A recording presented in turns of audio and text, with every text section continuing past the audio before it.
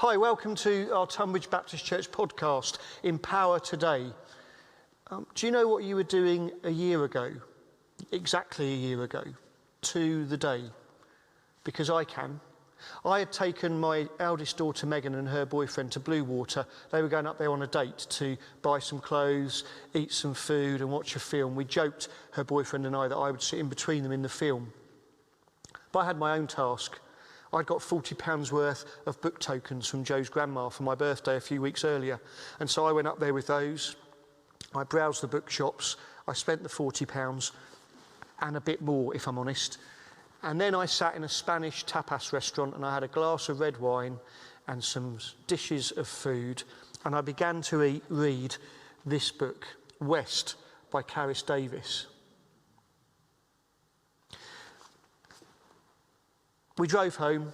It was a really sunny day. Joe told me what she'd done with the other kids, and we went to bed and to sleep, ready for what would be Easter Sunday, a day I love as a church family, where we celebrate that Jesus has triumphed over death.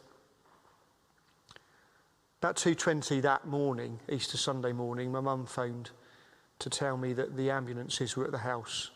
And to cut a long, painful story short, Dad died that Easter Sunday morning last year, and it broke my heart and the hearts of my family. Paul talks to people like me in 1 Corinthians chapter 15, starting at verse 53. He says, "For the perishable must clothe itself with the imperishable, and the mortal with immortality. When the perishable has been clothed with the imperishable, and the mortal with immortality, then the saying that is written will come true. Death has been swallowed up in victory. Where, O death, is your victory? Where, O death, is your sting?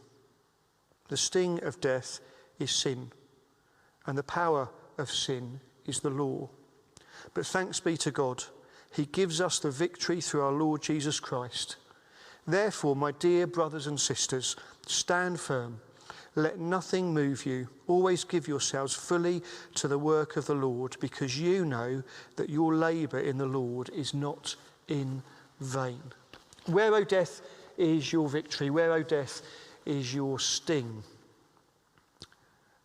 I still feel a fair bit of sting about death. It feels almost at times like a score draw rather than a victory.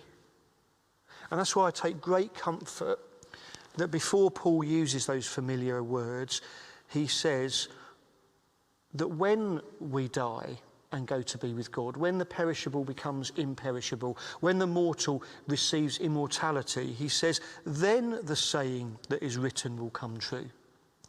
So maybe it shouldn't feel completely true for me now. Maybe I shouldn't feel guilty that as I am surrounded by death, and as you are, as we are, that maybe it does feel like it's got a bit of sting to it. Maybe it does feel like it's winning some days in our lives.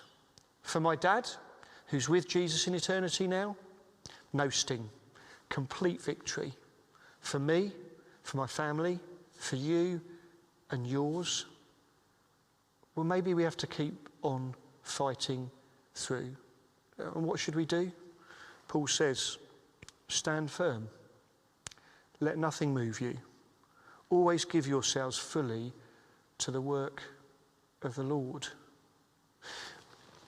That book I was reading a year ago today, it's about a man who thinks there are monsters in the Wild West about 130 years ago, and he leaves his daughter with his sister. The book starts like this. From what she could see, he had 2 guns, a hatchet, a knife, his rolled blanket, the big tin chest, various bags and bundles, one of which she supposed contained her mother's things. How far must you go? That depends. On where they are? Yes. So how far? 1,000 miles? More than 1,000 miles? More than 1,000 miles, I think so, Bess. Yes. Bauman's daughter was twirling a loose thread that hung down from his blanket, which until this morning had lain upon his bed. She looked up at him. And then the same back? The same back, yes. She was quiet a moment, and there was a serious, effortful look about her, as if she was trying to imagine a journey of such magnitude. That's a long way. Yes, it is. But worth it if you find them. I think so, Bess. Yes.